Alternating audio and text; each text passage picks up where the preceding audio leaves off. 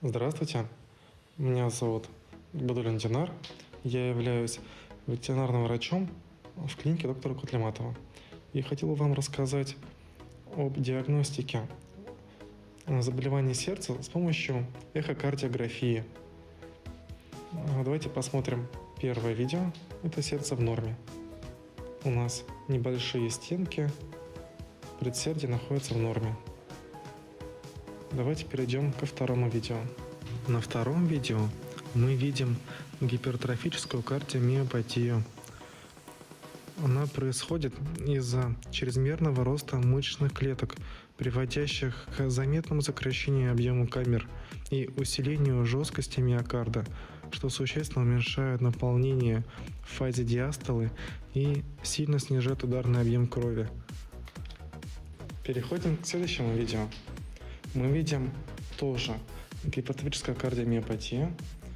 Видим также увеличенные стенки, но, если заметите, в предсердии мы видим гиперэхогенное включение. Некий кругляшок, который скачет по предсердию. Это является тромбом. Кровь забрасывается обратно в предсердие с желудочка, и происходит регургитация.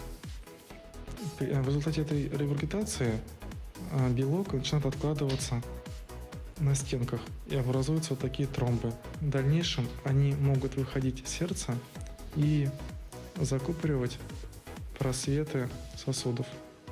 Очень часто у таких кошек отказывают задние лапы из-за того, что эти тромбы закупоривают зону бифуркации. Переходим к следующему видео. Мы видим жидкость между сердцем и перикардом. И в этой жидкости плавает фибрин. Это говорит о воспалении сердечной сорочки перикарда. На следующем видео мы видим сердце собаки с патологией. Называется она дилатационная кардиомиопатия. При ДКМП снижается способность кардиомиоцитов к сокращению. Увеличивается остаточный объем крови в желудочке, что приводит к хронической перегрузке объемом. Результатом этого является эксцентрическая гипертрофия и прогрессирование снижения сократительной функции сердца. При увеличении правых отделов сердца чаще всего у животных возникают асциды. Вы можете наблюдать резкое увеличение живота или же какое-то постепенное увеличение.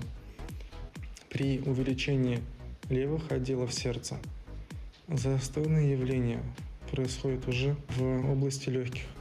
Начинаются отеки. Какие же могут быть клинические проявления и на что вам нужно будет обращать внимание? Во-первых, на кашель.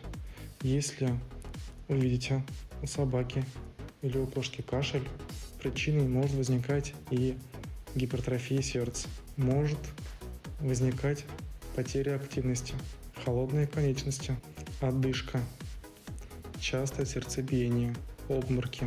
И если вы видите один из клинических признаков, то вам необходимо обратиться в ветеринарную клинику для диагностики заболевания. Здоровья вам и вашим питомцам. До свидания.